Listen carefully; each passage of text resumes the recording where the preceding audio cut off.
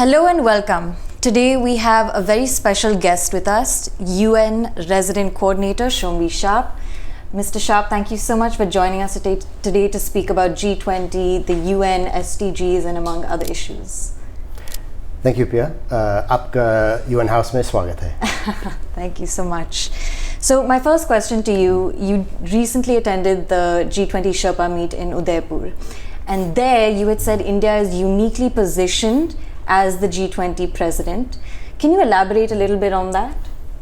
Sure. Well, and actually since then I've just returned from Mumbai, where they attending the first meeting of the Development Working Group as well. So it's really been so far a fantastic experience for the beginning of India's G20 presidency. The resident heads of missions here in Delhi were taken to Andaman and Nicobar Islands and given sort of the full strategic view from Sherpa Amitabh Kant and all of the logistical details and all of these things, and that's and then Udaipur for the launch of the Sherpa track and Mumbai. And I think this is really first of all, one of the fantastic elements of India's G20 presidency is that all of the delegates will have the opportunity to experience the entire country. Something like 200 meetings, every single one will take place outside of Delhi, except the actual summit itself. So, an incredible opportunity for India to really showcase this amazing diversity and cultural richness as well. So I think, you look at, first of all, I mean, the world right now is facing incredible challenges. We're in a really, really difficult place. And so the timing, I think, is quite important for India to be assuming the presidency of G20. Why?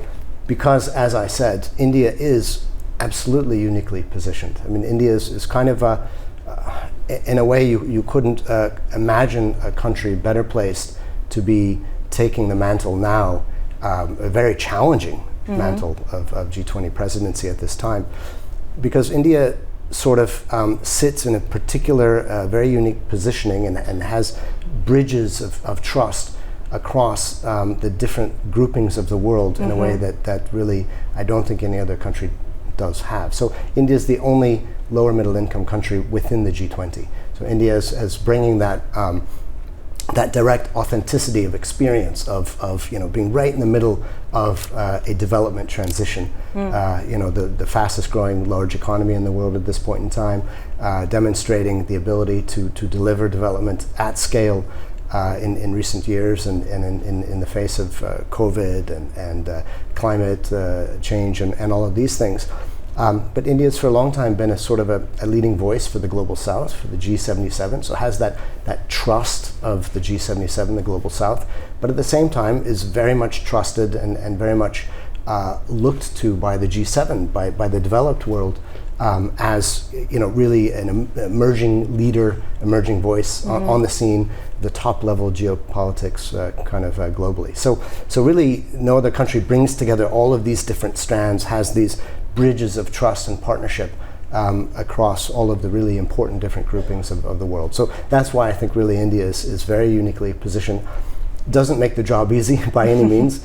Of course, we know it's going to be a great challenge, but I do believe that I'm optimistic that India has a better chance than any other country at this point in time.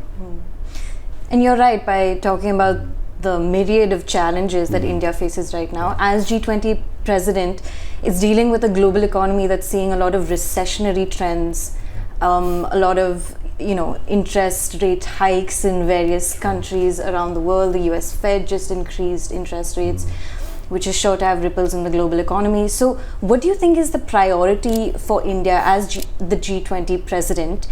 Should it be looking at debt restructuring? Should it be looking at the setting up of multilateral development banks?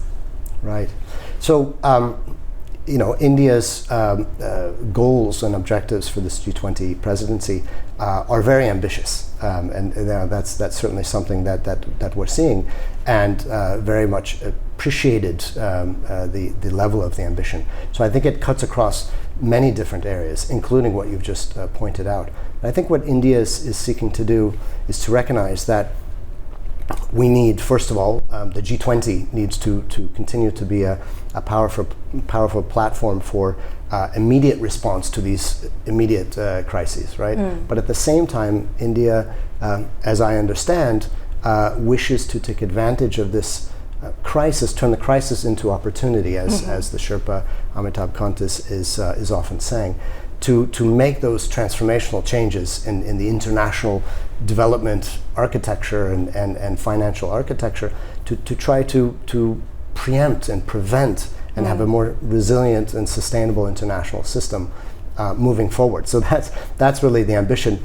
Now, how to do that? India is identifying a number of different accelerators, let's say, with the Sustainable Development Goals, Agenda 2030 as the kind of the leading rubric, let's say. And here again, the timing couldn't be better, because we're just now approaching the midterm stock taking of 2030 agenda of the SDGs. Next year there will be an SDG summit on in the context of the UN General Assembly, and so this actually overlaps with India's G20 presidency. In fact, India is one of the countries, I've never seen a country that's embraced the SDGs more as a kind of governance framework, and has introduced so many different tools for good governance and providing data for development to subnational levels, states, even below that, gram panchayats, to understand how they're performing in terms of development challenges. So the overlay of India's G20 presidency, which I think actually in some ways can be seen as an SDG20 presidency, with the global sort of midterm stock take is really, really important. Now, underneath that, there are certain accelerators that India has highlighted. And again, that India is bringing legitimacy to the table. So the presidency, I mean, it's a global, an international platform, G20. It's not about the presidency, the country that's hosting, but the degree to which the host country is bringing legitimacy of experience and knowledge and topics makes really just the issue that much more credible. So we look at digital transformation. That's an important priority. And here India is absolutely a world leader in terms of digital public goods, digital public infrastructure, the tech stack, the GEM Trinity. Right, UPI as well. UPI, Aadhaar, all of these things. And what we've seen, unfortunately, these had to be employed in crisis response. But that was very important that India has had all of these tools to be able to respond to the COVID crisis, for example. Over 2 billion vaccinations provided of COVID vaccine. Of course, first, you needed the pharmaceutical industry, and India had that. And then on top of that, this whole CoVIN, even digital platform was absolutely key to get vaccinations out, into people 2 billion times, over 2 billion times now. Very, very, very impressive. And food security resilience, for example. How to provide people wherever they are across the country, and they're moving, and these sorts of things, with access to food supplies during this kind of critical crisis moments. And the targeted public delivery system, I think, was providing something like that service to over 800 million people. Financial inclusion. There have been absolute kind of revelation here in this country in terms of linking digital access and financial inclusion with women empowerment and providing women with bank accounts and this sorts of issues. So that's one, digital transformation. Another is the just green transition, and this is critically important. Here you see the interlinkages between the different global multilateral platforms. So COP27, we just came. Yes. COP26 actually, if I can. Of course, it was a different world a year ago, but India made really important, ambitious commitments, the Panchamrit commitments around renewable energy, investing in renewable energy, and this is. Then we fast forward to COP27 and this time of compounded polycrisis, as we now call it. It's a new word. Practically didn't exist a year ago, but because we were trying to emerge from COVID-19, and then the Ukraine war introduces additional supply shocks, and shocks in terms of prices of energy and food and fertilizer. I mean, not even to talk about the terrible destruction and human loss of life in Ukraine. Of course, that's critically important too. But the whole world is feeling this impact. So India is sort of saying, bringing to the table at the COP and here at the G20, that we can't lose focus on the truly existential crisis of the triple planetary crisis of climate change, biodiversity loss, pollution, these sorts of things. But at the same time, that requires mitigation, ongoing investments in renewables and this sort of a thing. But we also have to recognize that the impacts of climate change are already very severe especially in poorer countries, on poorer communities within countries, this sort of a thing. And so the importance of balancing global investment also on adaptation, on helping build resilience in communities who are being hammered by heat waves or typhoons or flooding, these sorts of things. And out of this process, we now have a loss and damage fund that's emerged from COP27 for the first time. For 30 years, the developing world has been trying to get such an agreement. Now that has to be capitalized, and those investments have to flow to communities that are being impacted. So India is basically saying a just green transition, unfortunately, it can't be just green. It has to be just and green. Like that, and India has put forward some really important initiatives. The International Solar Alliance, for example, bringing together countries around the world to invest in mitigation in solar, as well as the Coalition for Disaster Resilient Infrastructure (CDRI), which is on the adaptation, helping communities withstand those impacts that are already here today. And this is really important kind of panoply of different offerings that India is bringing to the table. Women-led development, really truly important, and I've had the opportunity, the pleasure to visit so many different communities, states and villages around the country, and kind of see firsthand the power of women-led development and the role that women have played as first responders in terms of the crisis response as well, from the ASHA workers and the Anganwadi workers to the Seva cooperatives to you name it across the board. The importance of women being recognized and further empowered to take leadership positions is very, very important. So I think there are so many different priorities, but clearly debt, that's one of them. Yes. Restructuring, taking a fresh look at the international multilateral development financing system, critically important. So things, for example, that India is looking at and through the finance track, to provide the development banks with greater firepower. They need more capital. Perhaps they need lower capital adequacy ratios to be able to get liquidity out during the time of crisis. Yes, exactly. Because what we're looking at now, when you have all of these special drawing rights, huge amounts of resources that are sort of just sitting on the table, not being used at precisely the time that countries are faced with a terrible choice.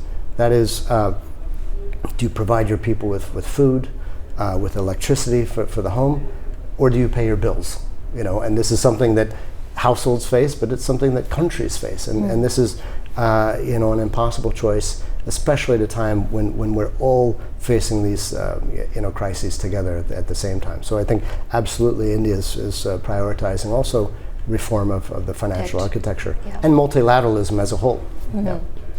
In fact, I'm very glad you brought up food security. We'll come back to that a little later. But if we could put G20 aside, I also want to briefly talk about India taking up a 1-month presidency of the UN Security Council just for the month of December. Yeah. So this happens for non-permanent member states of the UNSC. So maybe you can explain to our viewers what is sort of the point of taking up a 1-month UNSC presidency, and what can India achieve in this month? Already we're in December 16th, but yes. What can a non-permanent member state achieve in this time? Sure, absolutely. Well, I think, and again, just to kind of this amazing sort of aligning of the stars, so to speak. Right, G20 and UNSC. India assumes G20 presidency in the very month that it is president of the Security Council, So I think a lot can be achieved, absolutely. Now, of course, the UN Security Council reform is a big issue, ongoing issue here, and non-permanent member status and this rotating kind of process of presidency is it's a half step towards full reform, certainly, but I think a very, very important one. The president of the Security Council has a very privileged opportunity to set the priorities of the Security Council. And in this case, for example, India has very much put a high priority on counter-terrorism action, global action. As we saw from Jaishankar's speech at the UNSC debate yesterday. Absolutely, exactly. And in fact, we had just recently, India invited the UN Security Council Counter-Terrorism Committee here to India, to Mumbai, to commemorate the 26/11 events in Mumbai, the terrorism attacks in Mumbai. Also here in Delhi as well. I was fortunate to participate in those deliberations as well. So India has used the presidency to really put a focus on reinvigorating global action against counterterrorism. So that's just one really important example.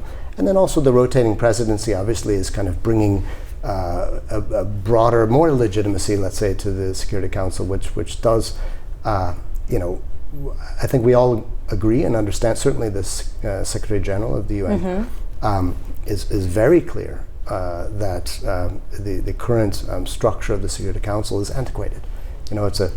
And India is very keen to be a permanent member. Yes. It's gotten, in fact, backing from the US and Russia on different occasions. Correct. Or other representatives from those countries. So since we're running a little bit out of time, I want to ask you about food security and hunger, which is an important SDG as well under your domain. So as we know, India restricted its wheat exports in May, and then later as well its rice exports. This was criticized by the international community, which is facing a global food crisis brought on by the Ukraine war. Now, those quote-unquote bans on wheat and rice exports haven't been lifted as yet, and we're still seeing, in fact, domestic prices in India are quite high still, despite that ban. So, in fact, a few analysts are saying that these bans maybe didn't achieve what they needed to domestically and maybe not even internationally. So what is your take on that? How do you view it? Well, I mean, this is we're in a time again of this polycrisis where every country has had to face very, very tough decisions, and you have this kind of overlapping mutually reinforcing crises. So here in India, we saw the double impact of the unexpected Ukraine war crisis, which suddenly sent a shock through the supply chains and particularly in food and fuel, and so the lack of wheat exports from Ukraine and fertilizer exports and food also from Russia. These sorts of things, sent a tremendous shockwave, across the world through world markets, and then of course also increases in fuel prices then generally increase the cost of food across all of the different sort of productive agricultural sectors too. So every country had to sort of make difficult decisions about these things. Now, what I know is that India actually didn't. There was no sort of total ban, and in fact, India continued to provide export to certain countries like Egypt and Bangladesh. Certain countries in particular need. So I think it was very sort of humanitarian. Inspired type of approach, and if I'm not mistaken, India still exported something like 4 million tons to 12 different countries, Bangladesh, Egypt, Afghanistan, and in fact our UN team, World Food Program in particular, was engaged in helping to facilitate some of those food deliveries. I think 50,000 metric tons of wheat to Afghanistan So that was, quite a humanitarian undertaking as well. And, prices, I'm not a practicing economist. Of course, we're often dealing with, it's the counterfactual. So the pressure on prices globally is tremendous, and I think it'd be pretty difficult to say. Prices are high everywhere. This is the challenge of the moment across the world. So the fact of having high prices is something that's I don't think any country has been able to avoid completely. And then, as you mentioned, in the U.S., the Fed has gone for some very sharp rate hikes as well, which is for the seventh time this year. Seventh time this year, and the impact that's having globally on prices, on the currency exchange as well. We're very concerned. I mean, the Secretary General is very concerned as well about the impact on developing countries, middle income, lower income countries, in terms of the knock-on effect. Yeah. Well, on that somber note, I will say thank you so much, Mr. Sharp, for joining The Print today. And we will be continuing to follow you and the upcoming G20 meets. Great. No, thank you very much. I think I'm very excited for the coming, sort of 9.5, 10 months through to September. I think again, there's so much to be concerned about in the world. There's so many challenges, the poly crisis, but I do think there's a lot to be optimistic about, and much of that has to do with India and has to do with the presidency of G20. So also looking forward. Thank you. Thank you.